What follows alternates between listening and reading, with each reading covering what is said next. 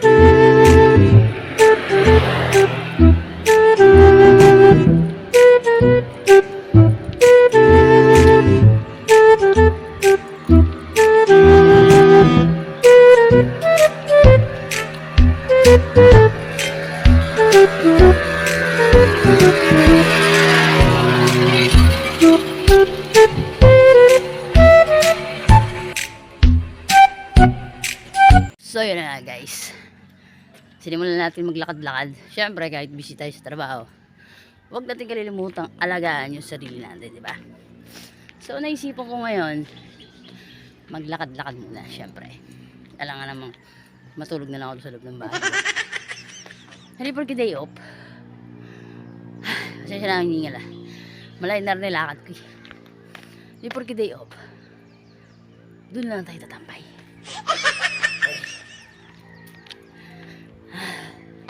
Kaya sa mga katulad ko ng mga worker, syempre maganda yung alagaan din natin yung sarili natin.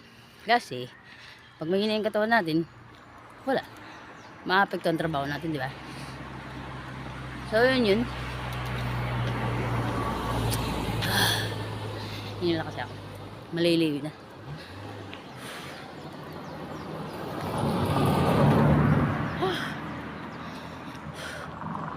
So yun sinasabing pagpapapawis. Laka na lang pinihat ko guys. Look, dati parang hindi ko masuot ang damit na to eh. What the fuck? Sabi ko, paano ko masusutin itong damit na to? Medyo chubby ako. Well ngayon, suot ko na. Wala na akong problema. Yan. Dati pinoproblema ko, hindi ko na pinoproblema ko yan.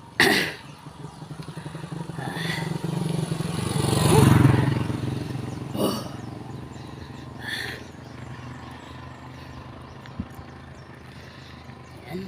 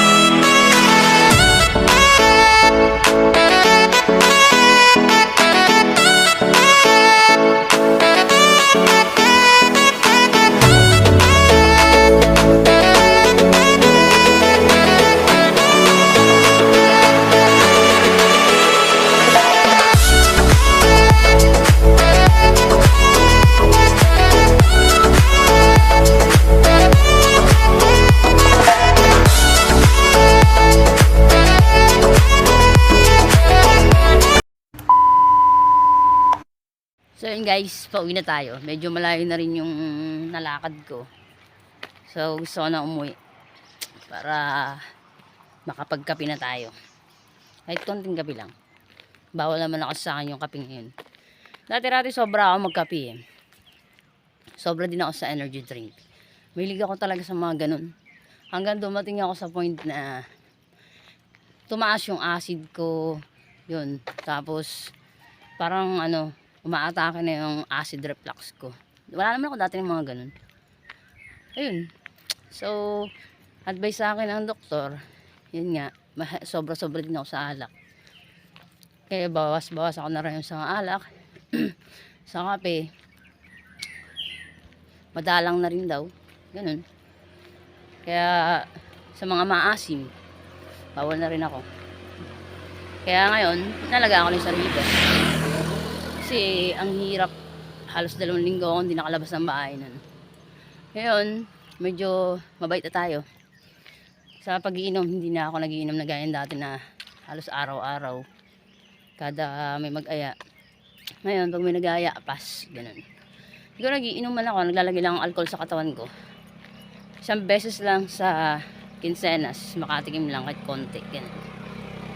Tapos, pagdating naman sa kape, guys, kaya sa mga mahilig sa kape dyan, medyo magbawas-bawas din guys sa kape. At sa mga mahilig sa energy drink, please lang, magbawas na rin kayo. Kasi baka dumating din kayo sa point na, katulad ko, biglang magbago yung katawan.